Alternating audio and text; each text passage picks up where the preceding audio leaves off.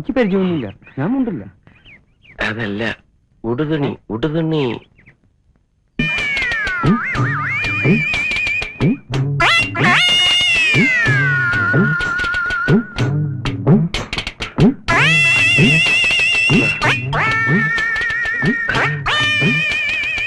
തരാൻ പ്രശ്നം വല്ലതുണ്ടെങ്കിൽ ഞാൻ പിന്നെ വരാം.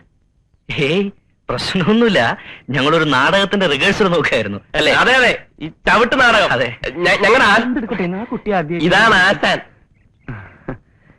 ഞങ്ങളുടെ പുതിയ നാടകമാണേ. ഒന്നുകിൽ കളരിക്ക് പുറത്ത്, അല്ലെങ്കിൽ ആശാന്റെ നെഞ്ചത്ത്. നെഞ്ചത്ത് എന്ന് പറഞ്ഞാൽ ഏതാണ്ട് ഈ ഭാഗത്തായിട്ടാണ് ഇവരറിയാ അല്ലടാ. കുഞ്ഞെന്തിനാ വന്നേ? നിങ്ങൾ ആരാ? ബാലകൃഷ്ണൻ. ഞാനാ. ഞാൻ താനിങ്ങോട്ട് വന്നേ.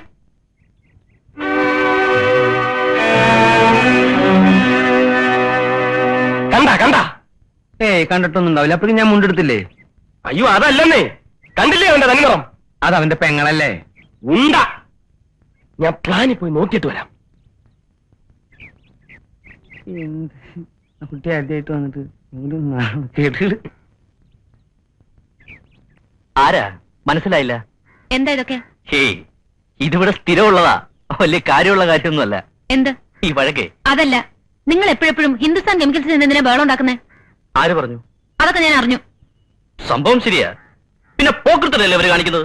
ശിവശങ്കര പണിക്കർ എന്ന് പറയുന്ന ഏതോ അലവലാതിയുടെ കുടുംബക്കാർ എന്റെ ജോലിക്ക് അവകാശവും പറഞ്ഞിട്ട് വന്നിട്ടുണ്ടായിരുന്നു പോലും.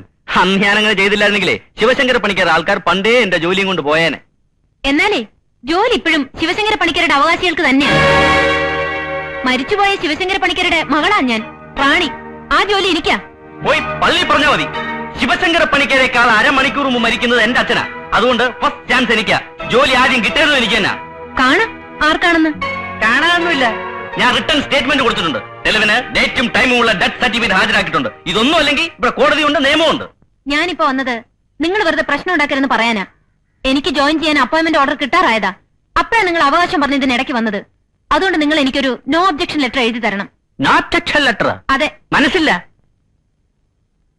ശരി, ഞാൻ പറയാനുള്ളത് മര്യാദയ്ക്ക് പറഞ്ഞു. പിന്നെ ഒരു കാര്യം, എന്നെ തോൽപ്പിച്ചിട്ട് ഈ നാട്ടിൽ ഈ ജോലിയും ചെയ്ത് ജീവിക്കാമെന്ന് കരുതണ്ട. നീ ആരാ? ഇവിടുത്തെ റാണിയോ? അതെ, ഇവിടെ എന്നല്ല, എവിടെയും ഞാൻ റാണിയാ. ഞാൻ വിചാരിച്ച ഹിന്ദുസ്ഥാൻ കെമിക്കൽസിൽ പലതും നടക്കും. കണ്ടോ?